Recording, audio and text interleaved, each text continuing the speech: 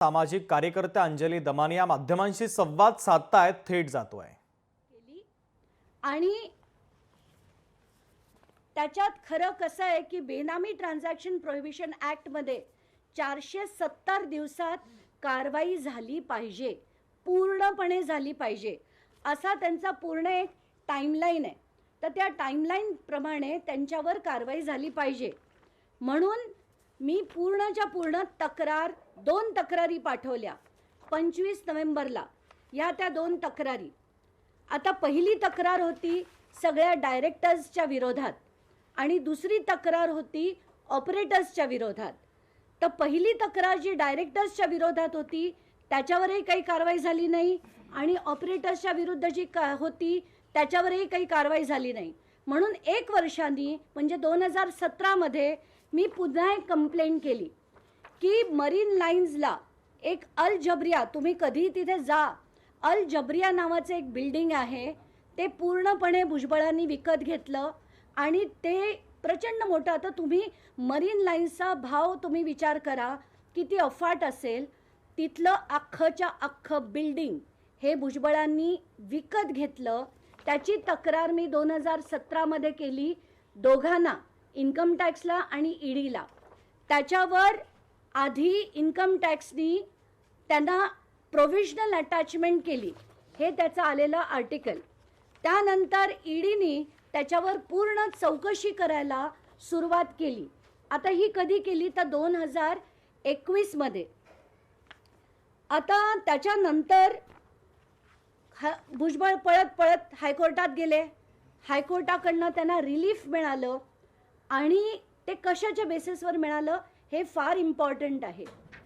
त्यांना रिलीफ मिळालं कारण सुप्रीम कोर्टामध्ये एक गणेश डीलकॉम नावाची एक केस होती.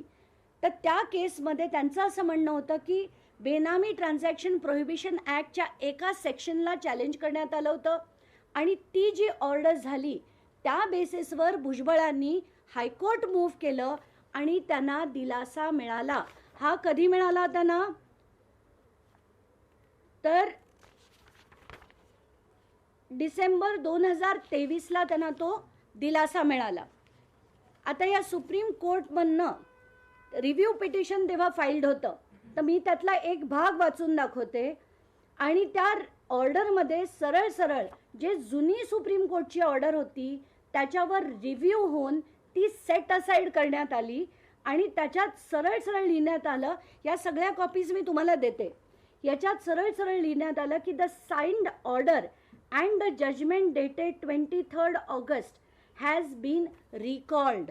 आता ही ऑर्डर आली त्यांची आणि त्यानंतर मी ताबडतोब, म्हणजे ही आली ऑक्टोबर 24ला, पण माझ्याकडनं 1-1.5 महिना उशीर झाला इन्कम टॅक्सला परत लिहायला आणि तेवढ्यात ते बीड प्रकरण सुरू झालं.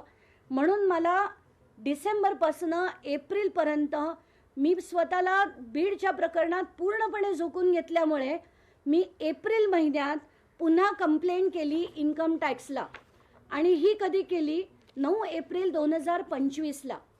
आता त्याच्यात मी त्यांना चार्जशीटची कॉपी, सुप्रीम कोर्टची आलेली नवीन ऑर्डर की मागची ऑर्डर सेट असाइड झाली आहे, आता तुम्हाला क्रमप्राप्त आहे की तुम्ही याच्या विरुद्ध तात्काळ कारवाई सुरू करा.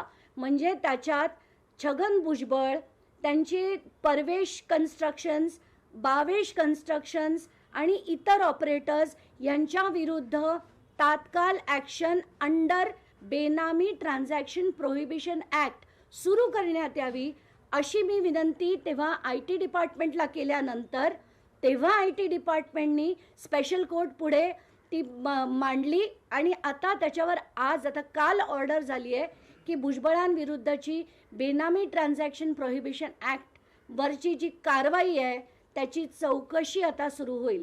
म्हणजे तुम्ही तर छगन भुजबळ भ्रष्टाचारी असल्याचा गंभीर आरोप अंजली दमानिया यांनी केलेला आहे. अंजली दमानिया यांनी भुजबळ यांच्यावर गंभीर आरोपही केले. काही कागदपत्रांच्या माध्यमातून त्यांनी पुरावे देखील दाखवलेले आहेत.